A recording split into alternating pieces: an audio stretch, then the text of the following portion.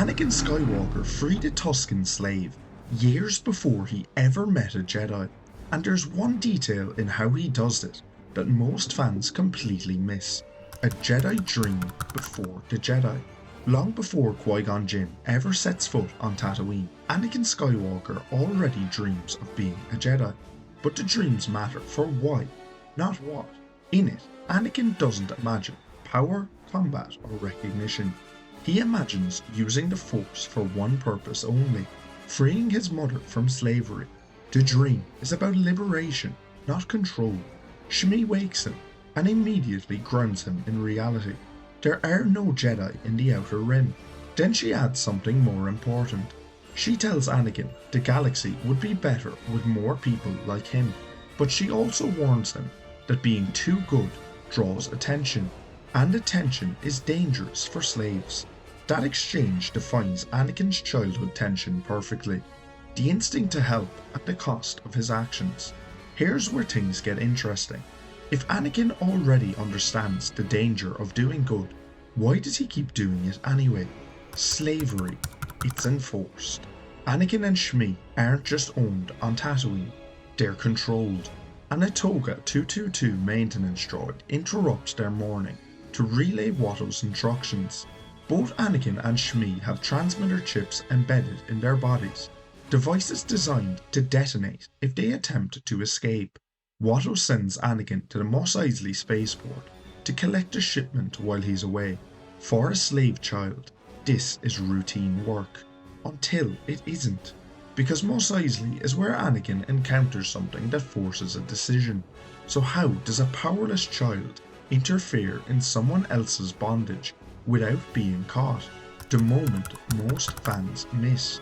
At the spaceport, Anakin notices 3 slavers arriving in a landspeeder, with a captive Tusken Raider in restraints. That alone is unusual. Tusken Raiders are almost always framed as aggressors. Here, they're the ones being trafficked. Then Anakin overhears something critical. The slavers haven't implanted a transmitter chip yet. This isn't intuition or luck. It's confirmed information. And Anakin acts immediately. He sabotages the landspeeder's wiring, causing it to activate and flee on its own.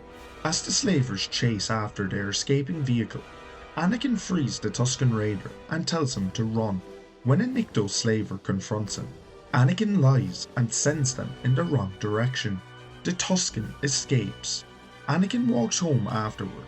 No celebration, no reward, no recognition.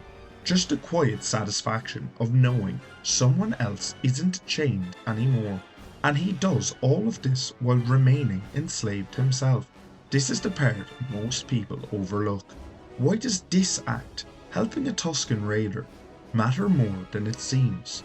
What this reveals about Anakin. Anakin had been warned about being too good. He understood surveillance, transmitter chips, and consequences. And yet, he intervenes anyway. He waits for information, confirms the absence of a chip, creates a diversion, and then frees the young Tusken. This reframes a common misunderstanding about Anakin Skywalker. His issue was never a lack of moral awareness. It was how much risk he was willing to accept to stop suffering. Once you notice that, it becomes impossible to ignore later. Because this pattern doesn't disappear when the Jedi enter his life. So how does it resurface under the Order?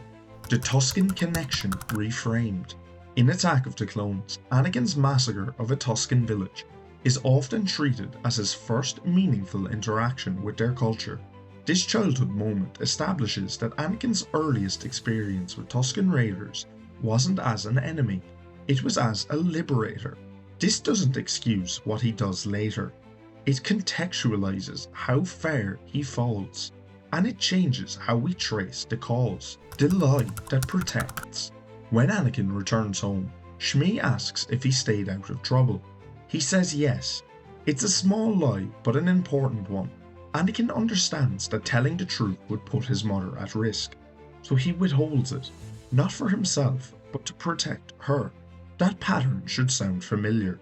Later, under the Jedi Order, Anakin does the same thing, concealing actions and emotions, not out of selfishness, but out of a belief that secrecy keeps people safe. The behaviour doesn't start with the Jedi, it starts long before he ever visits Coruscant. So what happens when a system later asks this same child to suppress action instead of channeling it?